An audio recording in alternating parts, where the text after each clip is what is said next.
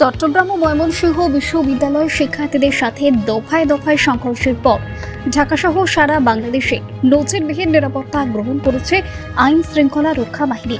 বিশেষ নিরাপত্তা বলয়ের মধ্যে রয়েছে ঢাকা শহর, পাশাপাশি বাংলাদেশের গুরুত্বপূর্ণ স্থাপনা ও ব্যক্তিদেরও নিরাপত্তা জোরদার করা হয়েছে।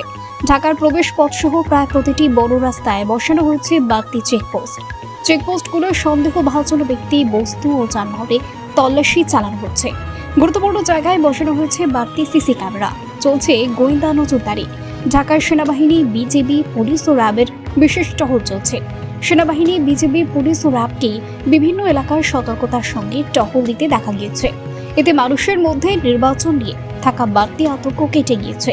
সেনাবাহিনী ও বিজেপি রাস্তায় থাকায় মানুষের মধ্যে বাড়তি স্বস্তি লক্ষ্য করা গিয়েছে। অনেকেই বলছেন সেনাবাহিনী ও বিজেপি মাঠে থাকায় সাধারণ মানুষ স্বস্তি পেয়েছে। আসন্ন জাতীয় নির্বাচন নিয়ে গুজব ঠেকাতে কঠোর মনিটরিং চলছে সামাজিক যোগাযোগ মাধ্যমগুলোতে।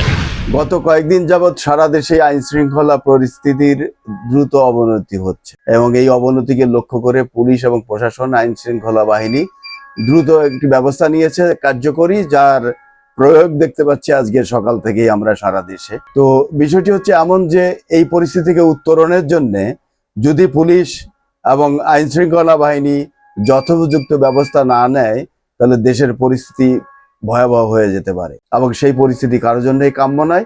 সবাই আমরা প্রত্যাশা করি একটি সুন্দর স্বাভাবিকভাবে বসবাস করার জন্য, সেই লক্ষ্যেই আমরা এগিয়ে যাচ্ছি।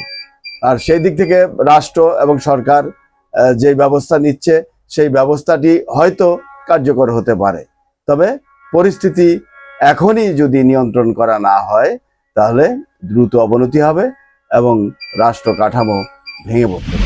ব্যুরো রিপোর্ট, জজবা 24 বাংলা।